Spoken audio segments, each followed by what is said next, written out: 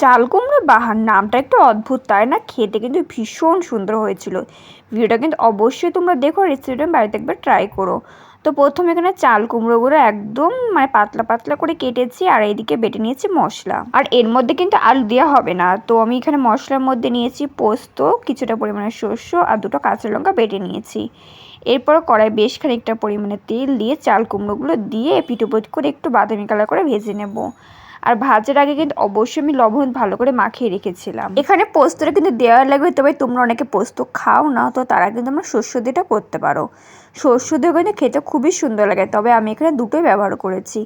দেখতে পাচ্ছেন এপিট ওপিট করে কিন্তু বাদামি কালার করে এটা ভেজে নিয়েছি। তবে আমি কিন্তু এই সময় গ্যাসটা কিন্তু লো ফ্লেমেই রেখেছিলাম। আর এটা রান্না করা কিন্তু একদমই সহজ, আর তোমরা না এরকম পাতলা পাতলা করে কাটবে, তাহলে রান্নাটা একটু তাড়াতাড়ি হবে। তো আমি চাল কুমড়োগুলো ভেজে তারপর সেগুলো তুলে নিয়েছি। এইদিকে মশলার মধ্যে সামান্য পরিমাণে লবণ, হলুদ, লঙ্কার গুঁড়ো আর কিছুটা পরিমাণে কাঁচা তেল দিয়ে কিন্তু এটা ভালো করে মিক্স করে নেব। এইভাবে মিক্স করলে কিন্তু আলাদা করে কিন্তু আর মশলা কষানোর সময় কিন্তু কিছুই দেওয়া লাগবে না, তাড়াতাড়ি হয়ে যাবে। আর আমি কিন্তু কাঁচা লঙ্কা, গুঁড়ো লঙ্কা দুটোই কিন্তু এখানে ব্যবহার করেছি।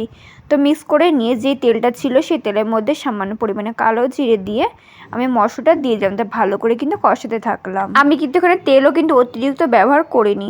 আমি কিন্তু মশলা কষাতে থাকবো যতক্ষণ না মশলা থেকে তেল ছেড়ে দেয়। আর আমি কিন্তু চাল কুমড়োর এর আগে অনেক রেসিপি শেয়ার করেছি আমার চ্যানেলে, কিন্তু সব কিছু দেওয়া রয়েছে, তোমরা কিন্তু সেই ভিডিওগুলো দেখে নিতে পারো।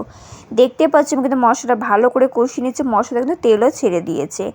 আমি কিন্তু সামান্য পরিমাণে জল দিয়ে মশলাটা ভালো করে কষিয়ে নিচ্ছিলাম। মশলাটা ভালো করে কষানো হয়ে গেছে, এরপর এর মধ্যে দিয়ে দিলাম পরিমাণ মতো জল। আমি এখানে গরম জল দিয়েছি, তোমরা কিন্তু ঠান্ডা জলও দিতে পারো। আমি কিন্তু জলটাতে ভালো করে নাড়াচাড়া করে দিলাম, আর আমি কিন্তু এখানে খুব একটা বেশি পরিমাণে জল দিইনি, কারণ এটা গামাখাই হবে। এরপর ঝোলটা একটু ফুটে উঠে এর মধ্যে আমি দিয়ে দিলাম ভেজে রাখা চাল কুমড়োগুলো দিয়ে কিন্তু ভালো করে নাড়াচাড়া করে দিলাম। এরপর আমি কিন্তু 10 মিনিটের জন্য ঢেকে দেবো। 10 মিনিট ঢেকে ভালো করে রান্না করে নিয়েছি। 10 মিনিট ঢাকনা তুলে এর মধ্যে দিলাম সামান্য পরিমাণে ঘি, তারপর ভালো করে নাড়াচাড়া করে দিলাম। আর ফ্লেভারের জন্য উপর থেকে দুটো কাঁচা লঙ্কা চিড়ে দিয়েছি, আর সবচেয়ে দিয়েছি সামান্য পরিমাণে গরম মশলা কিন্তু দেওয়াই লাগবে। ব্যাস, এবার নামিলে রেডি হয়ে যাবে কিন্তু চাল কুমড়ো বাহার। খেতে কিন্তু খুবই দারুণ হয়েছিল। তোমাদের রেসিপিটা বাড়িতে অবশ্যই একবার ট্রাই করো। দেখতেই পাচ্ছ এটা কত লোভনীয় হয়েছিল, খেতেও কিন্তু ঠিক সেরকমই হয়েছিল।